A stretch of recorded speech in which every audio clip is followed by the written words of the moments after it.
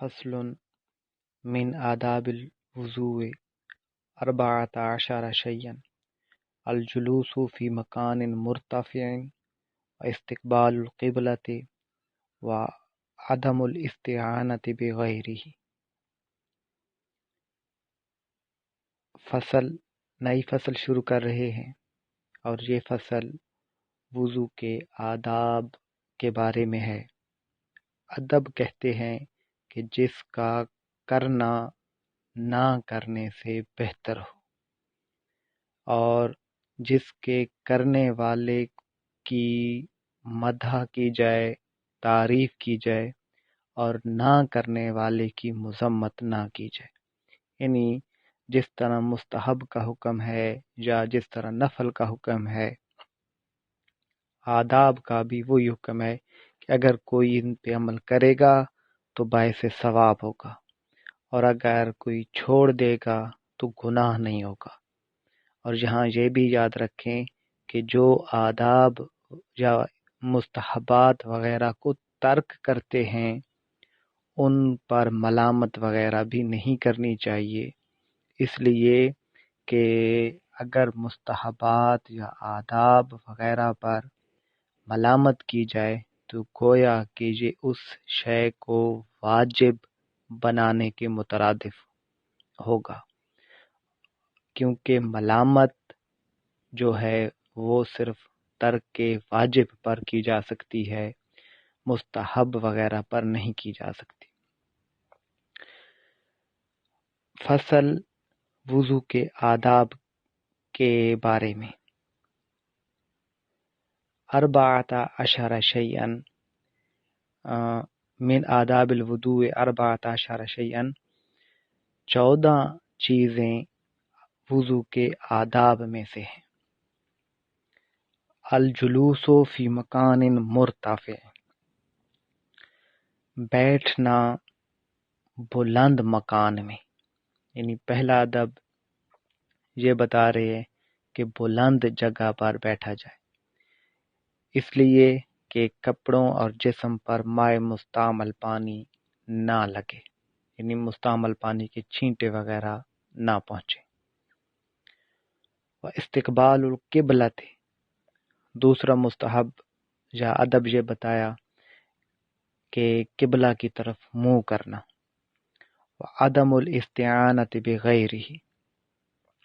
اور مدد چاہنے کا غیر سے نہ پایا جانا، یعنی وضو کرتے وقت کسی غیر سے مدد نہ لی جائے، یہ بھی آداب میں سے ہے۔ لیکن اگر کوئی شخص فرض کیا لے بھی رہا ہے تو وہ شرعاً کوئی گناہگار نہیں ہوگا، یہ صرف خلاف اولا ہوگا۔ وعدم التکلم بکلام الناس، اور تکلم کا نہ پایا جانا لوگوں کے کلام سے، یعنی لوگوں کے کلام کی طرح کا کلام نہ پایا جائے۔ مطلب یہ کہ گفتگو نہ کی جائے، عام گفتگو نہ کی جائے، بلکہ دوران وضو باتیں نہ کی جائیں، بلکہ دعائے معصورہ پڑھی جائیں، دعائیں پڑھی جائیں، یا درود شریف پڑھا جائے، یا ذکر اذکار کیا جائے، اس لیے کہ یہ قبولیت کا وقت ہوتا ہے، دعائیں وغیرہ پڑھنی چاہیے، ذکر اذکار کرنا چاہیے، یہاں پر گفتگو نہیں کرنی چاہیے۔ والجمع بین نیت القلب و فعل اللسان، پانچواں ادب یہ بتایا کہ جمع کرنا قلب اور فعل لسان کے ساتھ نیت کو، یعنی دل کے پختہ ارادے کا نام نیت ہوتا ہے، دل میں بھی ارادہ کر لے اور زبان کے ساتھ بھی نیت کے الفاظ کہہ دے۔ الجمع بین نیت القلب و فعل اللسان، زبان کے فعل اور قلب کی نیت کو جمع کرنا۔ والدعاء بالمعصور والتسمیۃ عند کل عضو، چھٹا ادب یہ بتایا والدعاء بالمعصور، کہ معصورہ دعا، یعنی دعا مانگی جائے، اور وہ بھی معصور۔ دعائے معصور وہ دعا جو رسول اللہ صلی اللہ علیہ وآلہ وسلم سے منقول ہو، صحابہ سے منقول ہو یا تابعین سے منقول ہو، وہ دعا دعائے معصورہ کہلاتی ہے۔ ساتواں ادب بتایا وہ تسمیت عند کل عضو، اور بسم اللہ شریف پڑھنا ہر عضو کے وقت، یعنی جب ہر عضو دھویا جائے تو اس وقت تسمیہ پڑھا جائے، بسم اللہ شریف پڑھا جائے، بسم اللہ شریف پڑھا جائے، یا اگر دیگر کسی کو دعائیں آتی ہیں تو وہ دعائیں پڑھے، اور یا پھر ذکر وغیرہ بھی کیا جا سکتا ہے، درود شریف وغیرہ بھی پڑھا جا سکتا ہے۔ وَإِدْخَالُ خِنْصَرِهِ فِي سِمَاخِ أُذُنَيْهِ، آٹھواں ادب بتایا کہ اپنی چھوٹی انگلی کو داخل کرنا اپنے دونوں کانوں کے سوراخوں میں، یعنی جب کانوں وغیرہ کا مسح کیا جائے تو اپنی خنصر انگلی کو، چھوٹی سے چھوٹی انگلی کو، چھنگلی کو کانوں کے سوراخوں میں، دونوں ہاتھوں کی چھنگلی یا انگلی کو دونوں کانوں کے سوراخوں میں داخل کیا جائے، یہ بھی وضو کے آداب میں سے ہے۔ وَإِدْخَالُ خِنْصَرِهِ فِي سِمَاخِ أُذُنَيْهِ، اور داخل کرنا اپنی خنصر کو، چھوٹی انگلی کو، فی سماخ اذنیہ، دونوں کانوں کے سوراخوں میں۔ وَتَحْرِيكُ خَاتَمِهِ الْوَاصِلِ، نواں ادب یہ بتایا کہ حرکت دینا کھلی انگوٹھی کو، یعنی اگر انگوٹھی کھلی ہے تو اس کو حرکت دی جائے، اور اگر انگوٹھی تنگ ہو اور خود بخود اس کے نیچے پانی نہ پہنچتا ہو تو پھر ایسی انگوٹھی کو حرکت دینا فرض ہوتا ہے کہ اس کے نیچے پانی پہنچ جائے۔ کھلی انگوٹھی ہے جس کے نیچے خود بخود پانی پہنچ سکتا ہے تو ایسی انگوٹھی کو حرکت دینا مستحب ہوگا، بہتر ہوگا۔ والمزمزۃ والاستنشاق بالید الیمنی، اور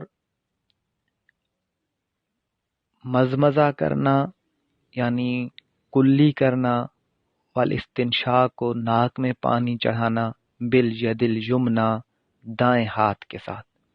ان دائیں ہاتھ سے کلی اور ناک میں پانی چڑھانا یہ وضو کے آداب میں سے۔ والامتخاط بالیسری، اور بائیں ہاتھ کے ساتھ ناک صاف کرنا، یعنی ناک کی رینٹھ وغیرہ اگر صاف کرنی ہو تو وہ بائیں ہاتھ سے ہونی چاہیے۔ والتودع قبل دخول الوقت لغیر المعذور، اور وضو کرنا غیر معذور کے لیے وقت کے داخل ہونے سے پہلے، یہ بھی وضو کے آداب میں سے، یعنی کوئی شخص اگر معذور نہیں ہے، یعنی اس کو خون وغیرہ نہیں آ رہا، یا خونی بواسیر یا بادی بواسیر کا وہ مریض نہیں ہے، یا قطرے وغیرہ اس کو نہیں آتے، ایسا اگر معذور نہیں ہے تو وقت کے داخل ہونے سے پہلے اس بندے کو وضو کر لینا یہ وضو کے آداب میں سے ہے، وضو کے مستحبات میں سے۔ اور اگر کوئی معذور ہے کہ جس کا وضو نہیں رک سکتا تو ایسے شخص کے لیے حکم یہ ہوتا ہے کہ جب وضو کرے گا تو جیسے ہی اس نماز کا وقت ختم ہوگا اس کا وضو خود بخود ٹوٹ جائے گا۔ یعنی مثال کے طور پر کسی کو خونی بواسیر کا مسئلہ ہے، اس کا ہر وقت خون رستا رہتا ہے، اب جیسے ہی نماز کا وقت داخل ہوگا اس نے وضو کر لیا، اب اس وضو کے ساتھ اس نماز کے وقت میں نوافل یا فرض وغیرہ تو پڑھ سکتا ہے، لیکن جس وقت اس نے وضو کیا تھا وہ وقت جیسے ہی گزرے گا اس کا وضو ٹوٹ جائے گا۔ تو اس لیے فرمایا کہ غیر معذور کے لیے وقت کے دخول سے پہلے وضو کرنا یہ مستحب ہے۔ والاتیان بشہادتین بعدہ، اور ادا کرنا دونوں شہادتوں کو، یعنی بعدہ وضو کے بعد، یعنی وضو کے بعد کلمہ شہادت پڑھنا، اشہد ان لا الہ الا اللہ وحدہ لا شریک لہ واشہد ان محمدا عبدہ ورسولہ۔ وضو کے بعد یہ کلمہ شہادت پڑھنا یہ بھی مستحب ہے، اور اس کی احادیث میں فضیلت بیان کی گئی ہے۔ وَأَن يَشْرَبَ مِن فَضْلِ الْوُضُوءِ